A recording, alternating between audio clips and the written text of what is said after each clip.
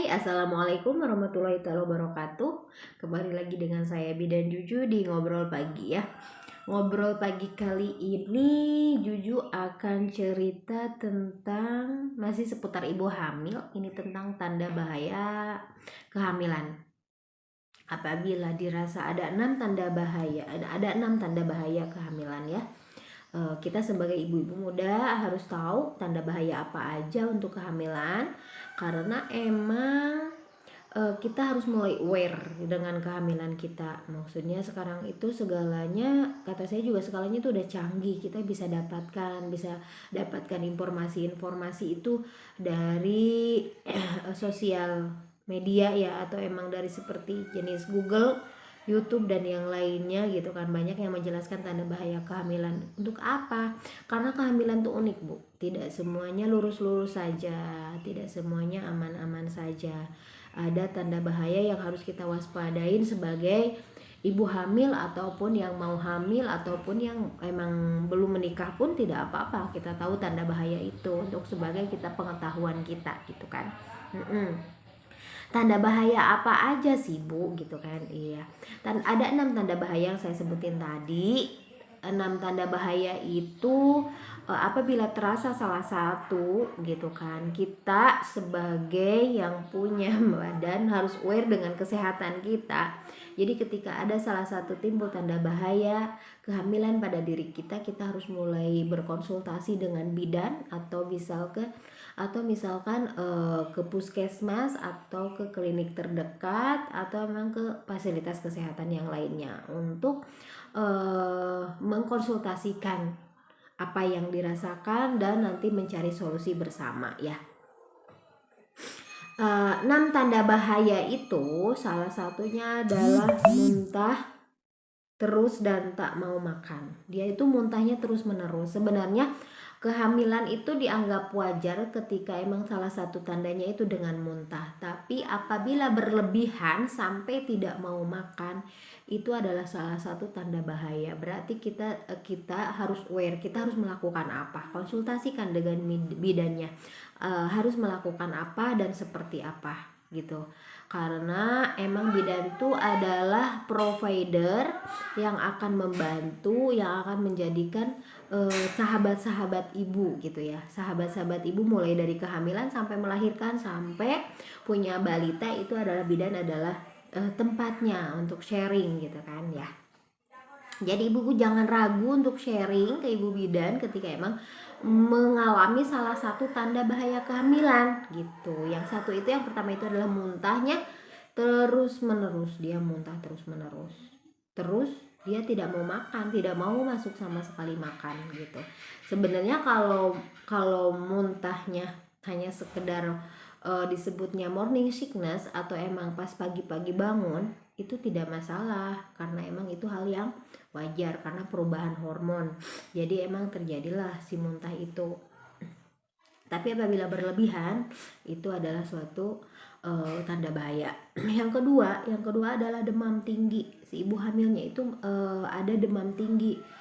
Demamnya sampai masuk ke 40 derajat Celcius gitu kan. Berarti kan itu sangat tinggi sekali. Kalau pada anak itu bisa terjadi sampai kejang. Malahan mah bukan anak saja sih, orang tua pun kalau emang ada ketahanan badannya emang tidak kuat, dia ketika ada panas 40 derajat Celcius suhu badannya, dia bisa sampai kejang. Ya, jadi itu tanda bahaya untuk ibu hamil juga apabila terjadi demam itu gitu kan. Kita harus mulai aware, tanyakan sama ibu bidannya gitu kan, ibu bidan terdekat, atau emang tanyakan ke puskesmas, tanyakan ke fasilitas kesehatan yang lainnya. Nanti kita cari solusi bersama gitu kan, harusnya seperti apa dan kita lakukan penanganan gitu. Penanganan tidak bisa dilakukan misalkan tidak bisa dilakukan penanganan di rumah bidannya, kita harus maksudnya harus mulai aware, harus mau dilakukan tindakan selanjutnya, misalkan harus dibawa ke fasilitas kesehatan yang lebih baik, misalkan rumah sakit. Jangan takut dengan rumah sakit ibu-ibu, lebih baik penanganan di awal daripada keterlambatan ya. Kalau itu demam, apalagi kalau demamnya berhari-hari. Yang ketiga bengkak kaki, tangan, wajah atau sakit kepala disertai kejang. Biasanya sih kalau ini tuh disebutnya, kalau ibu bidan tuh bilangnya PEB apabila disertai dengan tekanan darahnya dia tinggi. Kakinya bengkak, wajahnya bengkak, tangannya bengkak, malah sampai terjadi kejang. Kalau kejang itu disebutnya eklamsi. Gitu kan. Protein urinnya positif 1, 2, 3 gitu kan. Ya, itu sangat bahaya sekali Bu ya, sangat bahaya sekali. Bersiko bahaya sekali buat anaknya, buat bayinya gitu kan, buat si ibunya sendiri, malah sampai bisa terjadi kematian karena akibat kejang itu.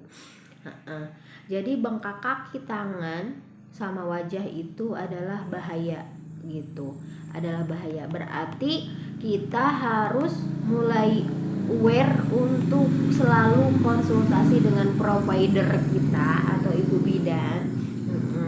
Jadikanlah ibu bidan sebagai tempat curhat, kata saya juga. Jadikanlah ibu bidan itu sebagai tempat curhatnya para ibu-ibu, dari mulai kehamilan sampai melahirkan sampai juga punya anak sampai punya anak. Jadikanlah, soalnya ibu bidan itu melayani daur kehidupan dari mulai lahir sampai lansia gitu.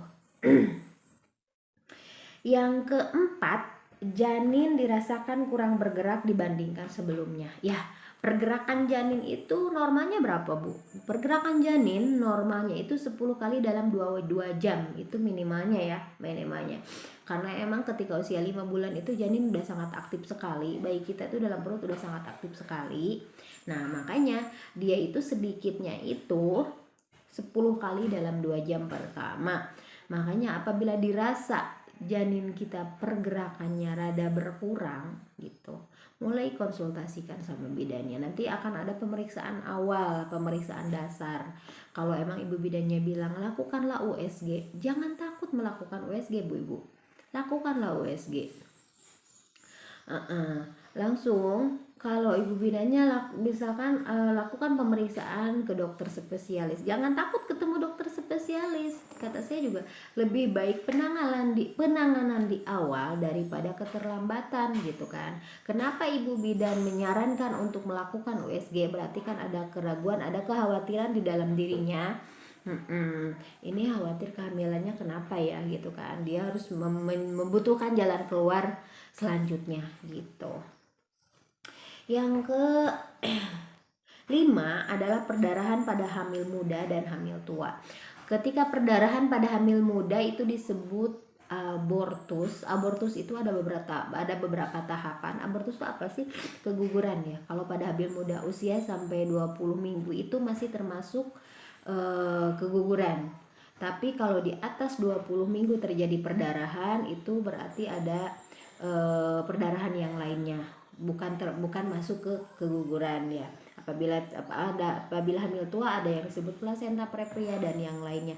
Plasenta previa itu apa ya? Nanti saya akan jelaskan di video selanjutnya tentang plasenta previa atau tentang abortus atau tentang keguguran ya. Langsung yang ke-6, air ketuban keluar sebelum waktunya. Ibu, air ketubannya itu keluar sebelum waktunya gitu. Gak ada mules, belum waktunya, usia kehamilan masih 7 bulan atau usia kehamilan masih muda gitu kan, terjadilah pecah ketuban. Jadi ketubannya keluar tiba sebelum waktunya, berarti itu adalah suatu bahaya gitu. Jadi ibu-ibu yang kita harus mengenali 6 tanda bahaya itu gitu. Karena apabila terjadi ketuban pecah sebelum waktunya, apa yang akan terjadi gitu kan? Itu bahaya buat kehamilan kita. Makanya konsultasikan ke providernya, konsultasikan ke bidannya. Provider itu apa Bu? Ibu bidannya. Ibu bidan itu sebagai provider. Provider itu yang mendampingi Bu, bukan sebagai yang ibu takutin, tapi harus sebagai teman ibu gitu. Karena ibu bidan itu adalah teman ibu dari masa kelahiran sampai lansia, sampai lansia itu tuh ibu bidan gitu. Makanya konsultasikan segalanya. Baiklah, ada 6 tanda bahaya kehamilan ya. Mungkin saya kadang ada yang mau bertanya boleh ya, boleh banget gitu kan, bertanya di kolom komentar atau bisa japri saya langsung gitu kan, bisa telepon gitu, untuk bertanya. Kurang lebihnya mohon maaf. Pokoknya apabila ada kritik, saran dan yang lainnya bisa di kolom komentar ya. Wah, baiklah, wassalamualaikum warahmatullahi taala wabarakatuh.